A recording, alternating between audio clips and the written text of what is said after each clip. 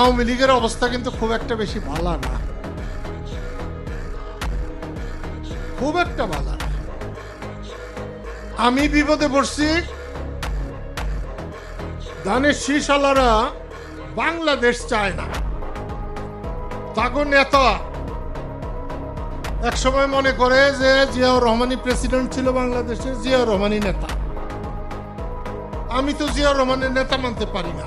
আমার নেতা বঙ্গবন্ধু শেখ মুজিবুর রহমান, আমি সেই তার সঙ্গে যুদ্ধ করছি। জিয়াউর রহমান আমি ততক্ষণ মানি যতক্ষণ জিয়াউর রহমানের নেতাও শেখ মুজিবুর রহমান, আমি ততক্ষণ জিয়াউর রহমানকে মানি। যদি সে বলে যে না জিয়াউর রহমানই নেতা, শেখ মুজিবুর রহমান কিছু না, তাহলে জিয়া আমার কাছে কিছুই না।